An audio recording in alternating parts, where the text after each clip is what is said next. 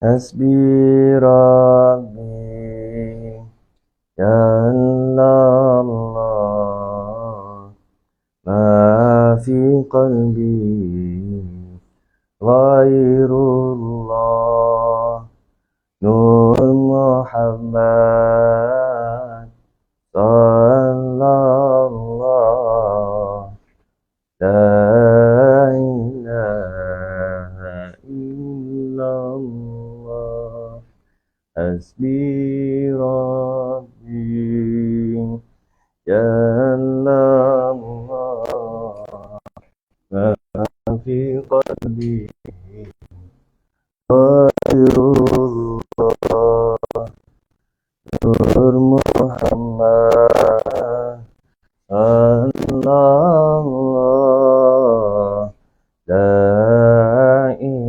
إله إلا الله حسبي ربي جل الله ما في قلبي غير الله نور محمد صلى الله لا إله إلا الله حسبي ربي جل الله ما في قلبي غير الله نور محمد صلى الله لا إله إلا الله حسبي ربي جل الله ما في قلبي غير الله نور محمد صلى الله لا إله إلا الله حسبي ربي جل الله ما في قلبي غير الله نور محمد صلى الله لا إله إلا الله بسم الله الرحمن الرحيم الحمد لله رب العالمين والصلاة والسلام على أشرف الأنبياء والمرسلين وعلى آله وصحبه أجمعين. Masa tepat pukul 8 pagi ni, alhamdulillah kita syukur kepada Allah Subhanahu taala. Kita mengucapkan setinggi-tinggi kesyukuran kita kepada Allah Subhanahu taala di atas segala kurniaan nikmat Allah Subhanahu taala kepada kita. Selawat dan salam kepada junjungan besar Nabi Muhammad sallallahu alaihi wasallam. Allahumma salli ala sayyidina Muhammad wa ala ali Muhammad. Alhamdulillah pagi ini kita dapat bersiaran bersama-sama sekali lagi dalam pertemuan mingguan kita setiap hari Selasa jam 8 pagi, insya-Allah kita akan bersembang-sembang santai, borak-borak tentang pendidikan anak-anak kita,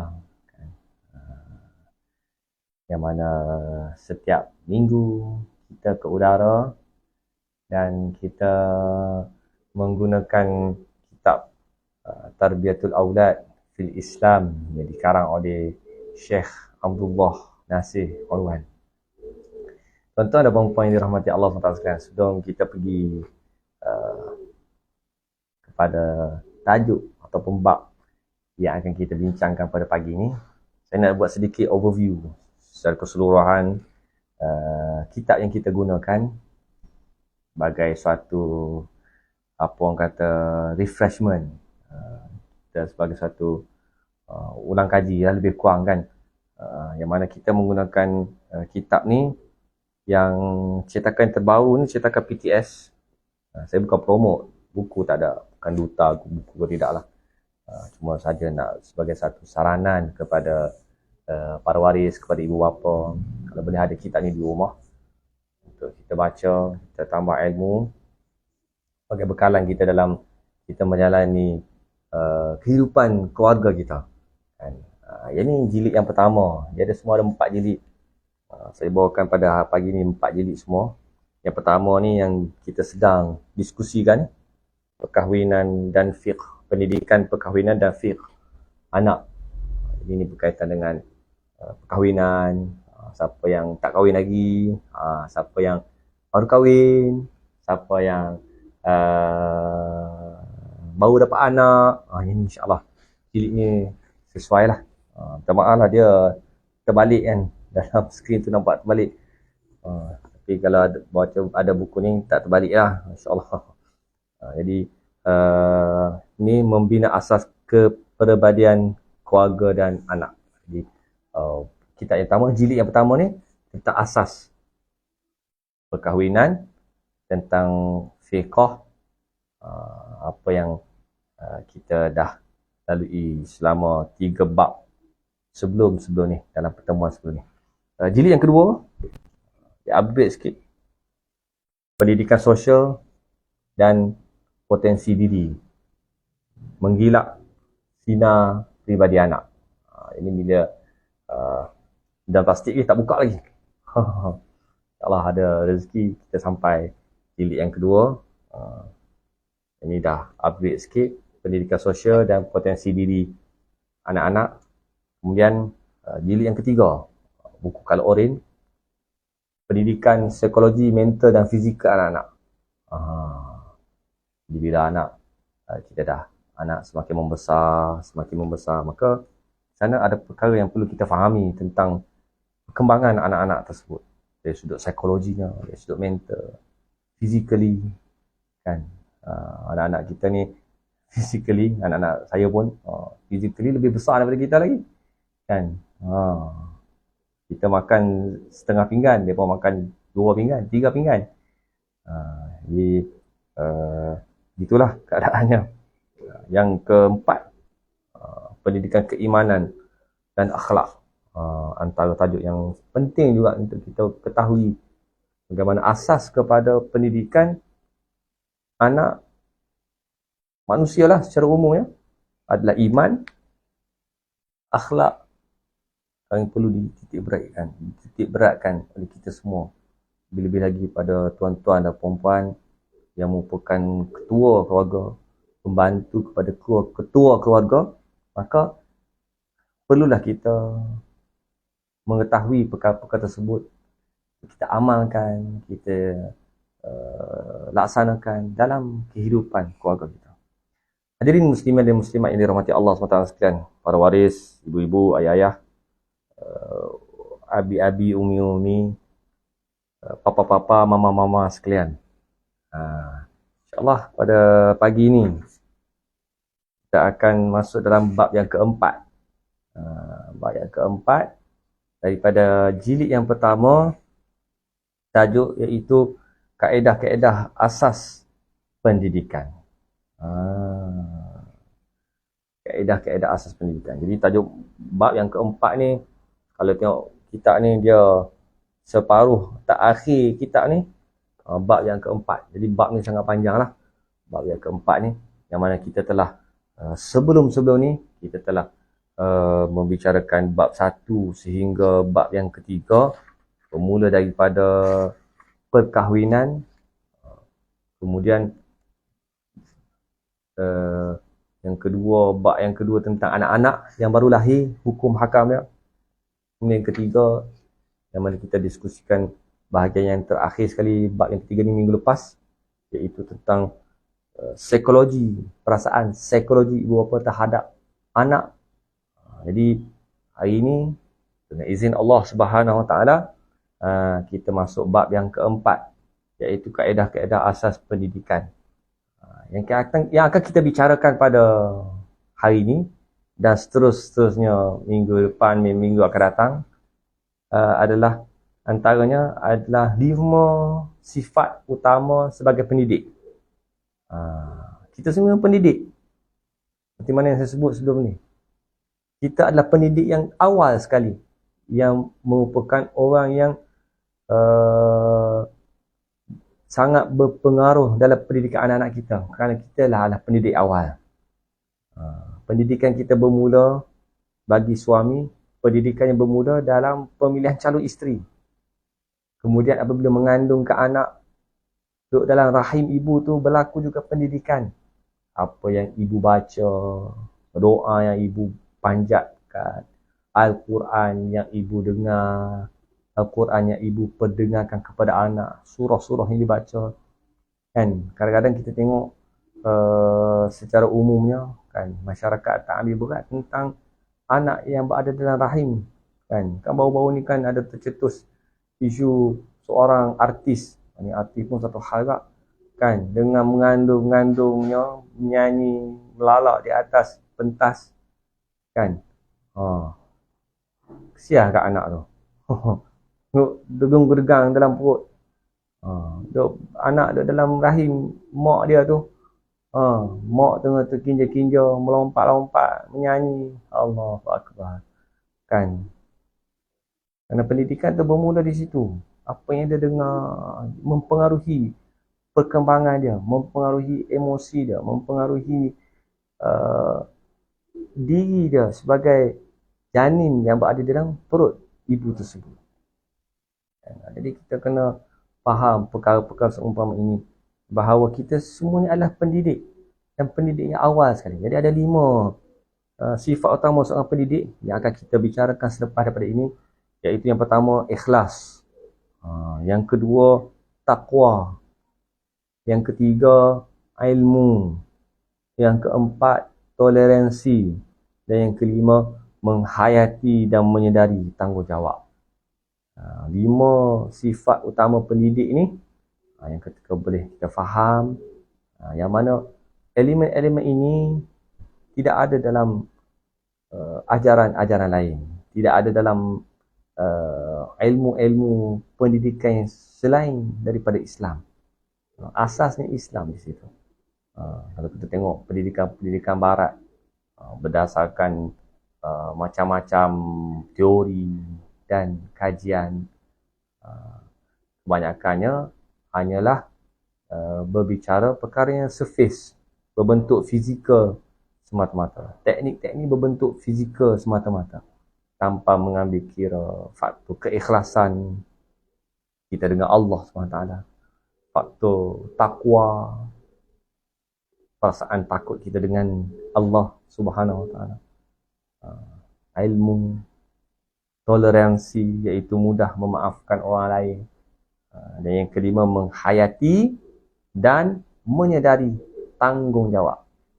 Bila menyebut tentang tanggungjawab, kita akan membicarakan tentang yaumul mahsyar, tentang alam barzakh, tentang hari kemudian, yang mana kita semua ini bakal dipertanggungjawabkan oleh Allah Subhanahu Wa Taala. Apa saja yang kita buat, bagaimana, apa yang berlaku pada anak kita, apa jadi ke anak kita, semua ini akan dipertanggungjawabkan oleh Allah Subhanahu Wa Taala. Inilah antara keindahan ajaran Islam, yang mana kita punya hidup kita ni tidak hanya sekadar di dunia semata-mata, tetapi kita ingin membawa kebahagiaan kita ini sehingga ke hari akhirat. Selama-lamanya ke akhirat nanti nak hidup bahagia. Kan kalau dalam kenduri-kendara ni, orang muda ni selalu sebutlah til jannah. Til jannah. Kan kenduri-kenduri ni biarlah berpanjangan, perkahwinan tu berpanjangan sampai ke hingga ke syurga Allah Subhanahu Wa Taala, insya-Allah. Okey, bab yang keempat kita baca sikit dalam kitab ni. Kaedah-kaedah asas pendidikan. Muka surat yang ke-47. Sahabat kitab ni boleh tengok. Muka surat ke-47. Islam sebagai agama yang mempunyai syariat yang lengkap dan kaedah pendidikan yang kekal, menggariskan jalan penyelesaian dan cara-cara tertentu bagi membangunkan kepribadian anak yang meliputi pelbagai aspek pembangunan seperti pembangunan akidah, pembangunan akhlak, pembangunan jasmani, pembangunan pemikiran, pembangunan psikologi, pembangunan sosial. Jadi ini adalah perkara yang menunjukkan betapa hebatnya Islam ini, yang mana ianya meliputi segenap aspek kehidupan manusia. Satu syariat yang lengkap. Dan di dalam Islam pun juga ada kaedah pendidikan. Begitu indahnya Islam. Kita semua ni sangat bersyukurlah ke Allah SWT. Syukur kepada Allah SWT. Dia menciptakan kita dan tidak membiarkan kita ini hidup tanpa pedoman. Allah Ta'ala ciptakan kita, bekalkan kita dengan Al-Quran, bekalkan kita dengan ajaran sunnah Nabi SAW, supaya hidup kita ni terpandu, hidup kita ni ada tujuan, hidup kita ni ada syariat, ada tata cara, ada tata kelola cara nak hidup. Jadi apa yang kita bentangkan setiap minggu ni, aspek pendidikannya dalam Islam. Bagaimana Syekh Abdullah Nasir Awan melalui kajian beliau, melalui ilmu beliau, beliau telah menghasilkan, mengarangkan kitab ini sebagai panduan untuk kita, panduan umum kepada kita. Mungkin dari sudut teknikalnya banyak yang berubah, ada yang berubah kan, zaman tu berubah, dari sudut teknikal, approach, pendekatan mungkin berubah kan. Macam kami di Seribu kan, asasnya Islam, tapi kaedah pendekatan mungkin kita olah ikut cara moden. Beberapa minggu yang lepas, beberapa minggu lepas kita pasang TV dekat dalam kelas. Dalam kelas darjah 1 sekarang ni semua dah ada TV. TV besar. Balik tanya anak-anak darjah 1 kan, satu budak-budak kan suka tengok TV. Tapi bagaimana kita mengaplikasikan TV tersebut dalam kelas sebagai alat untuk bantu mengajar.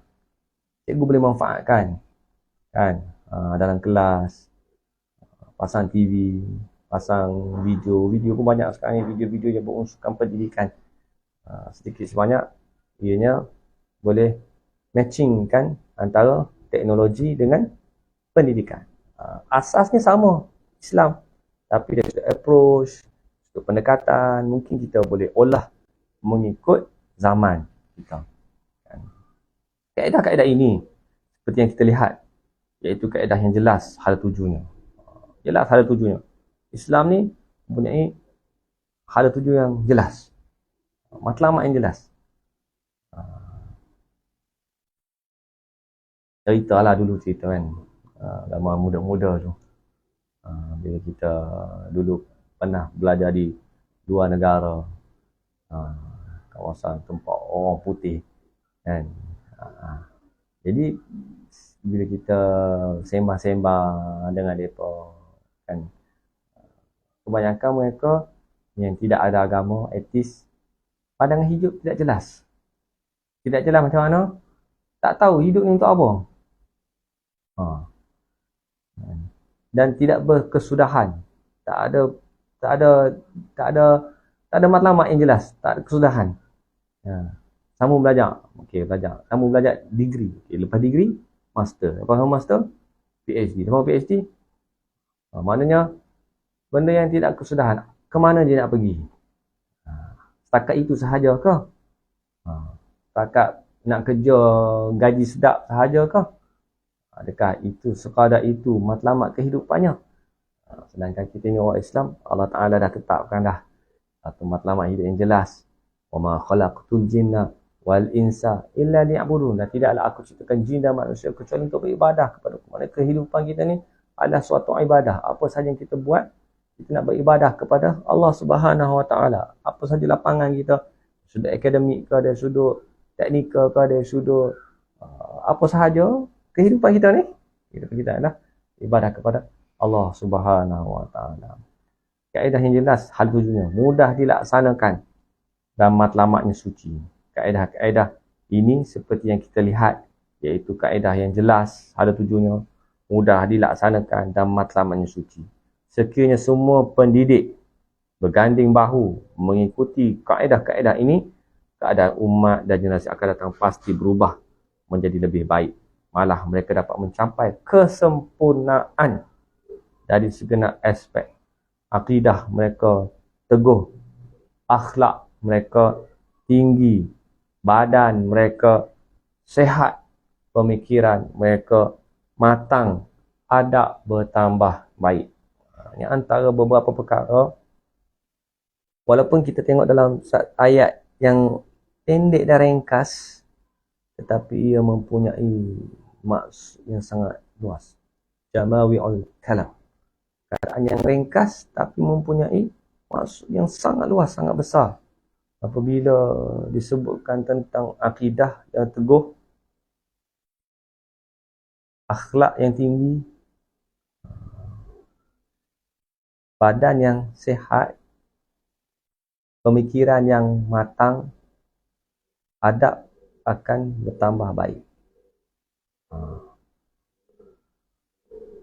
Di sekolah kita ajar subjek akidah, kepercayaan, rukun iman, 6 rukun iman. Kita titik beratkan sangat kepada pendidikan, khususnya anak-anak kita. Bagaimana akidah ini berjaya menghasilkan manusia-manusia yang berkualiti. Apabila akidahnya jelas, kepercayaannya jelas, fahamnya kepada akidah tersebut. Itu juga dengan kita ibu bapa, kan? Ibu bapa pun penting juga untuk kita mendalami ilmu akidah ni. Ada tak kita guru-guru yang mengajar kita tentang akidah, tentang tauhid kepada Allah Subhanahu Wa Taala? Sejauh mana kita mengenali Allah Subhanahu Wa Taala? Adakah kita percaya betul-betul dengan Allah Subhanahu Wa Taala? Kita bukan hanya sebut pendidikan anak-anak, tetapi juga yang paling penting adalah bagaimana kita ni mensiap sediakan diri kita ni sebagai seorang pendidik, yang mana apa yang kita nak kepada anak-anak kita, itulah juga yang sepatutnya ada pada diri kita. Kita nak anak-anak kita mantap akidah. Hanya kita pun kena start dulu. Kan? Dari situ pengajian kita, belajar kita. Kita di kawasan kita ni, Pematang Power, Penang ni, Masya Allah, banyak, khususnya masjid-masjid, pondok-pondok, pusat pengajian yang tersiap sedia untuk ilmu-ilmu seumpama ini, bagi bekalan kepada kita. Jadi sebelum kita nak anak-anak kita hebat akidah, akhlak dan sebagainya, dalam masa yang sama kita jangan lupakan diri kita sendiri. Pendidikan kepada diri kita, tarbiyah kepada diri kita, supaya perkara tersebut berjalan seiring. Makna kata berjalan seiring ni, apa yang saya nak abang, bila kita ajak anak-anak kita kat sekolah, sama dengan apa yang kita ajar di rumah. Kita tak mau mereka confuse, mereka pening. Kat sekolah cikgu ajar lain, balik rumah tengok mak ayah lagu lain. Kan, kat sekolah kita ajar tutup aurat, jaga pemakaian, tutur kata jaga, tapi di rumah adakah perkara tersebut berjalan dalam pendidikan di rumah? Itu satu perkara yang kita perlu sama-sama ambil berat. InsyaAllah kita sama-sama usahakan. Yang mana yang dah ada tu, yang dah laksanakan, alhamdulillah, bagus, tahniah. Ucapan setinggi tahniah kepada kita semua yang melaksanakan proses itu seiring. Perjalanan tarbiyah yang mana kita buat kat sekolah sama dengan yang kat rumah. Macam minggu lepas saya sebut, kan, ingatlah dalam intro minggu lepas saya sebut bahawa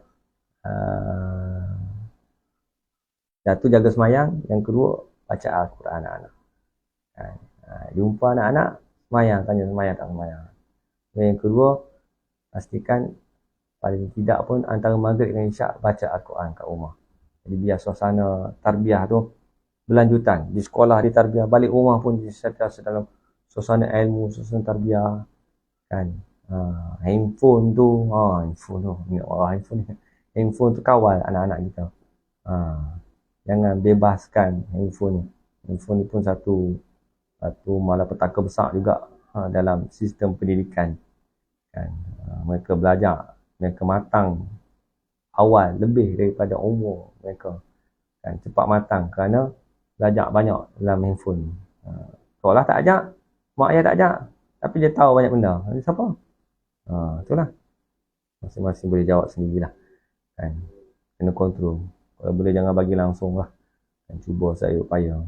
Tapi tak upaya. Kan? Masing-masing lah. InsyaAllah. Mudah-mudahan kegemilangan sejarah umat terdahulu yang terdiri daripada sahabat dan tabi'in dapat dikembalikan. Sebelum kita melanjutkan perbincangan berkenaan kaedah-kaedah yang perlu diamalkan oleh para pendidik dalam membentuk peribadi anak menjadi insan yang seimbang dalam kehidupan, ada baiknya kita menyentuh terlebih dahulu walaupun secara ringkas sifat-sifat utama yang perlu ada dalam diri pendidik supaya kesan yang akan diperolehi oleh anak lebih mendalam dan penerimaannya lebih kuat. Yang ni yang nak ditekankan oleh penulis ni. Penulis ni melihat bahawa pendidikan ni bermula daripada kita sebagai pendidik. Orang kata apa? Cakap serupa bikin. Kita tak mau jadi cakap tak serupa bikin. Cikgu suruh buat tu buat ni, tapi cikgu tak buat. Contohlah, kan, macam di sekolah saya selalu tekankan kepada cikgu-cikgu, kan, cikgu ni selalu suruh anak-anak sembahyang duha. Contoh kan, sembahyang duha. Kami kat 1000 ni, budak 1000 sembahyang 6 waktu sekali sehari. Orang lain sembahyang 5 waktu je. Apa ada tambah satu lagi, dia berkata waktu duha. Tak apalah, waktu sembahyang sunat. Tapi kita ajar secara berjemaah sembahyang duha. Dia sembahyang duha, anak-anak sembahyang duha, cikgu-cikgu sembahyang duha tak? Cikgu-cikgu pun kena sembahyang duha tak? Supaya pendidikan kita itu seiring. Jangan suruh orang je, jangan suruh anak je.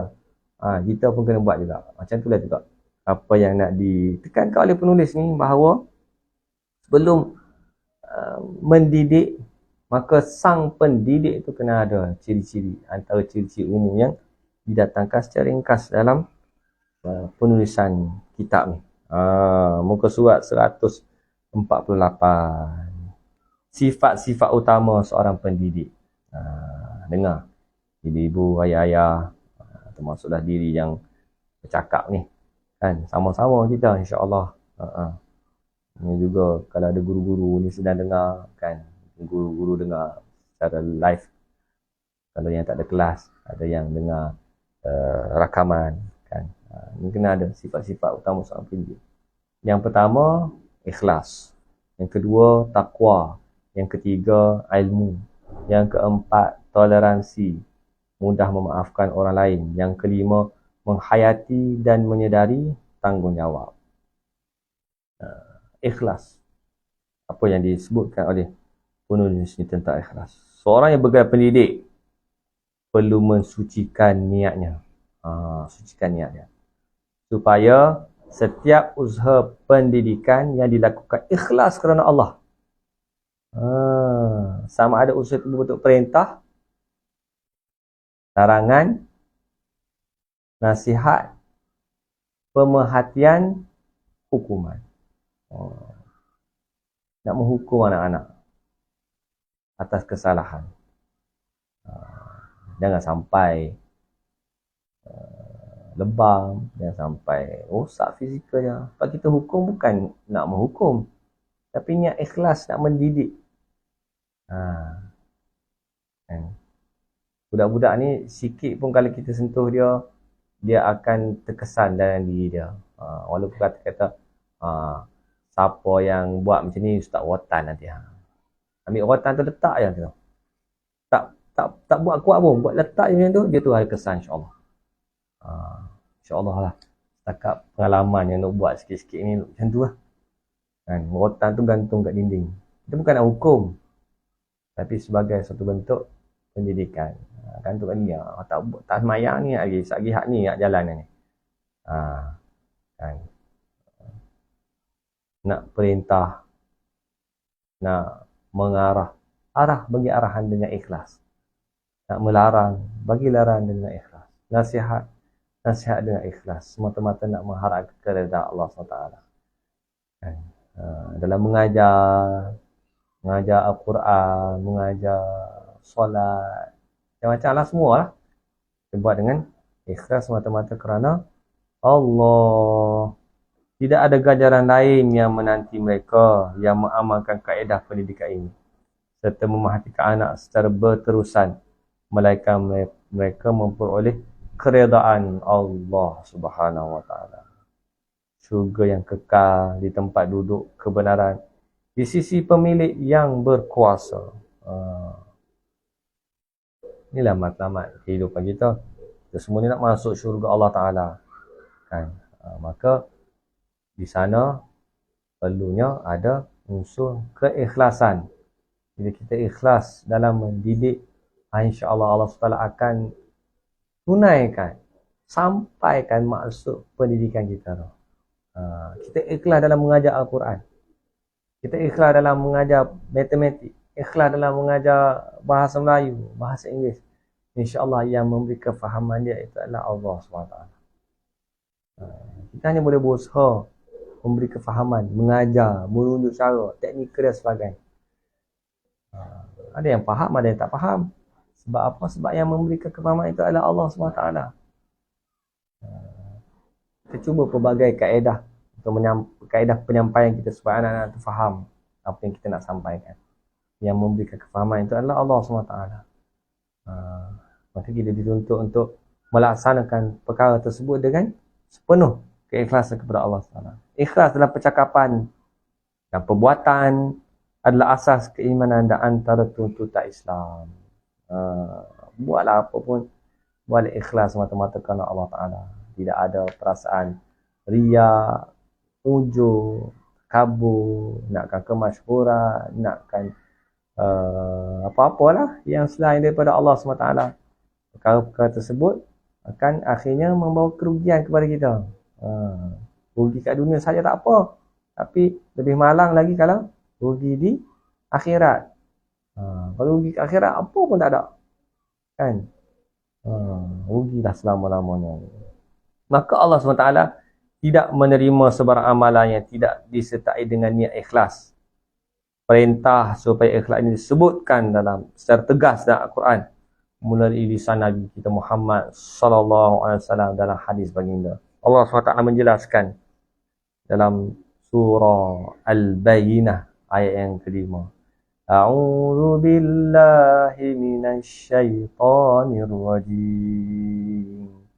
Wa ma umiru illa liya'budullaha mukhlishina lahuddin hunafa'a wa yuqimus salata wa yu'tuz zakah wa dzalika dinul qayyimah. Sadaqallah. Padahal mereka tidak diperintahkan melainkan supaya menyembah Allah dengan mengikhlaskan ibadah kepadanya, lagi tetap teguh di atas tauhid, dan supaya mereka mendirikan solat serta memberi zakat, dan demikian itulah agama yang benar. Jadi sifat ikhlas ni adalah perintah daripada Allah SWT. Wa ma umiru illa liya'budullaha mukhlishina lahuddin. Allah Ta'ala minta kita supaya beribadah secara ikhlas. Kerana itulah yang menjadikan amalan kita ini sama ada diterima atau ditolak oleh Allah SWT. Kalau buatlah amalan macam mana sekalipun, tidak ada keikhlasan, amalan tersebut hebat sekalipun, tidak akan diterima oleh Allah SWT. Kan ada hadis Nabi SAW, yang hadisnya agak panjang, yang mana secara ringkasnya di akhirat nanti Allah Ta'ala datangkan 3 jenis orang. Ulama, dermawan dengan orang yang berjihad di Allah Ta'ala.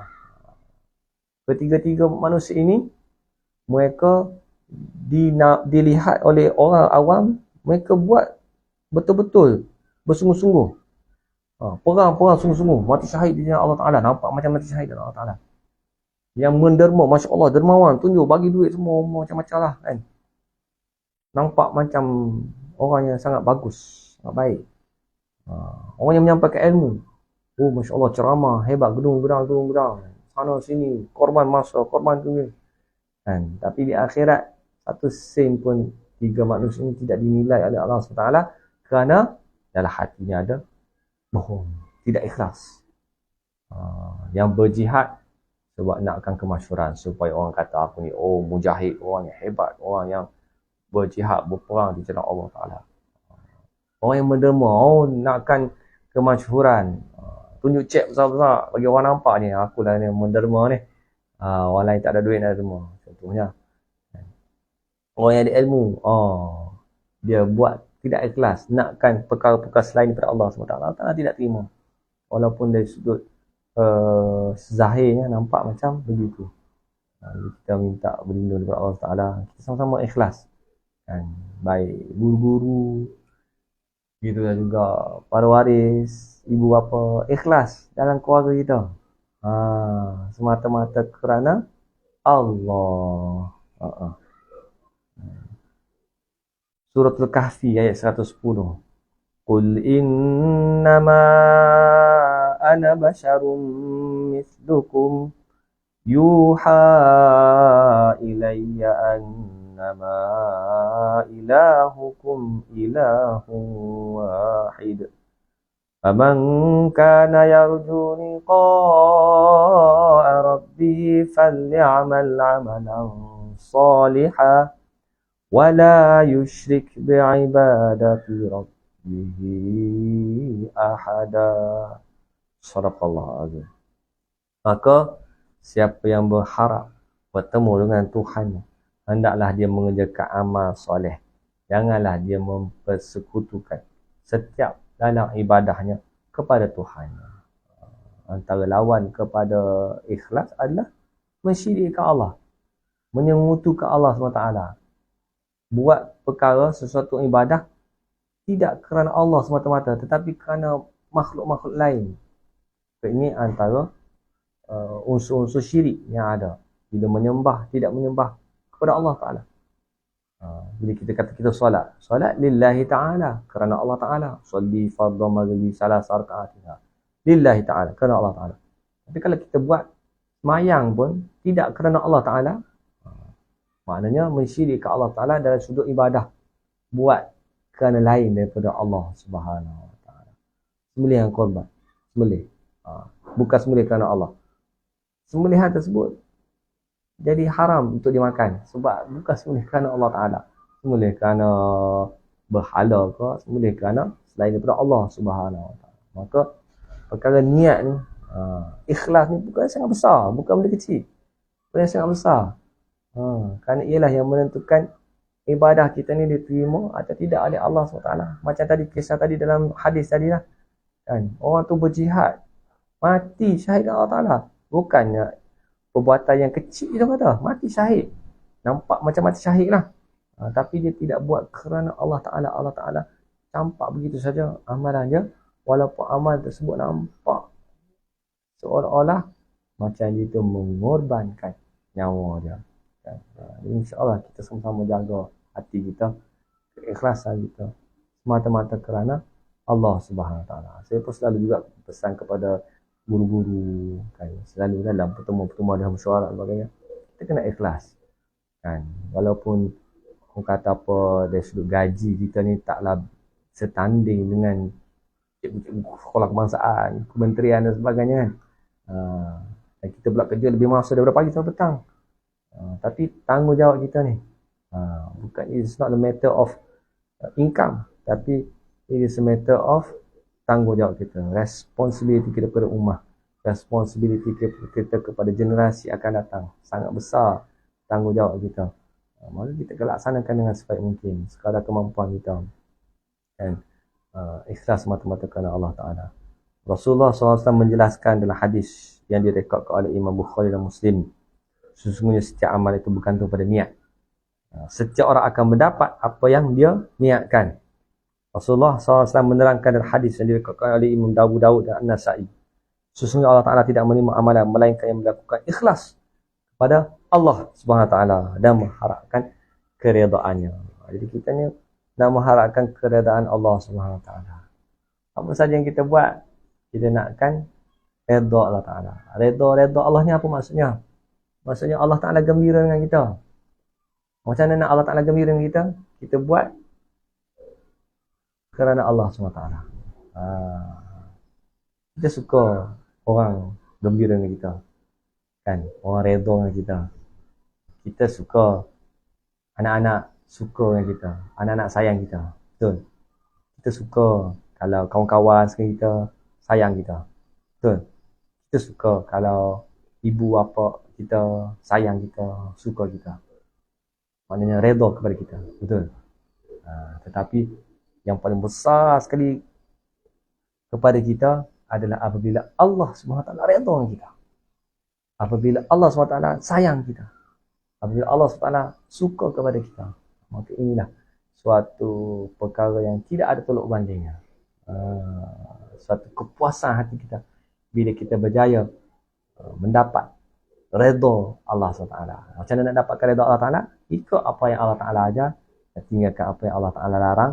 Kita buat dengan sepenuh keikhlasan. Hati kita semata-mata kerana Allah Subhanahu Wa Ta'ala. Sebagaimana yang disebutkan dalam hadis-hadis ni, yang didatangkan oleh tuan kitab ni, di sini diriwayatkan oleh Imam Bukhari dan Muslim.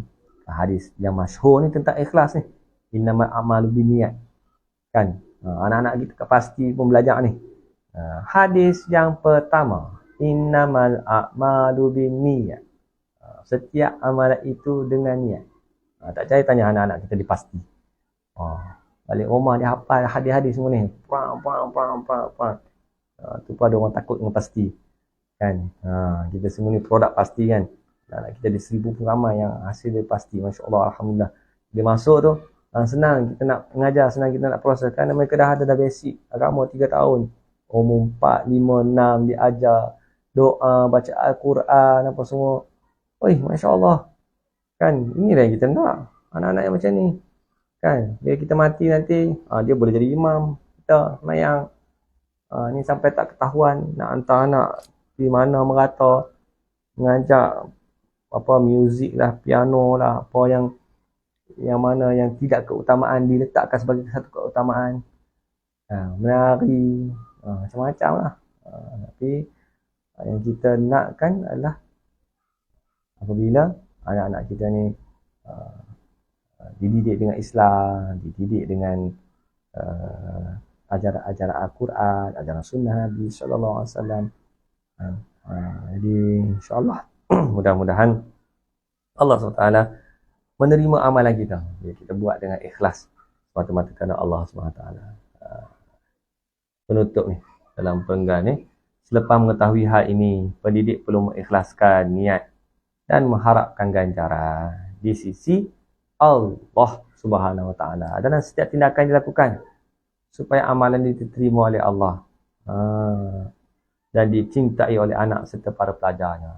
Jadi bermula daripada awal lagi dalam keluarga, kan? Ikhlas. Macam kita sebut dulu-dulu, kan, dalam bab yang pertama tu, kita ni bab yang pertama tu cerita tentang nak kahwin. Ni semua ramai dah kahwin, semua dah kahwin, kan? Mungkin ada kalangan kita ni yang tak kahwin lagi ke, kalau tak ada kahwin lagi, nak kahwin tu pun ikhlas semata-mata kerana Allah Ta'ala. Sebelum ni pun dah sebut, kan? Kalau siapa-siapa yang ingat lagi, kalau tak ingat pergi balik awal-awal kitab ni tentang bagaimana bermulanya keluarga itu, bermulanya perkahwinan itu dengan keikhlasan, berkahwin kerana Allah Subhanahu Wa Taala. Jadi insya-Allah setelah membicarakan sifat yang pertama daripada 5 sifat yang perlu ada kepada seorang pendidik, insya-Allah kita cuba tanamkan dalam hati kita, sentiasa perbetulkan niat kita semata-mata buat kerja semata-mata kerana Allah SWT. Pergi kerja pagi, balik petang, niat semata-mata mencari rezeki kerana Allah Ta'ala. Mak-mak kat rumah masak untuk keluarga, niatkan semata-mata kerana Allah SWT, nak mendapat keredaan Allah SWT. Kerja-kerja di rumah dibuat, niatkan semata-mata kerana Allah Ta'ala. Hantar anak sekolah pagi, hantar dengan niat aku serahkan anak aku kepada Allah SWT. Jadi apa saja yang kita buat, tanpa ada paksaan, tanpa ada tekanan, yang buat semata-mata kerana Allah Subhanahu Wa Taala. Insya-Allah Allah Taala akan memberi keberkatan dalam kehidupan kita, insya-Allah. Jadi rasa cukuplah sekadar itu saja untuk pengisian pagi ni. Ada rezeki, panjang umur, jumpa lagi minggu depan, insya-Allah. Ciri yang kedua, takwa, insya-Allah. Mohon ampun dan maaf andai ada kekhilafan tutur bicara, salah dan silap. Aqulu qawli hadha wa astaghfirullahal azim li wa lakum wa billahi taufiq wal hidayah. Wassalamu alaikum warahmatullahi wabarakatuh.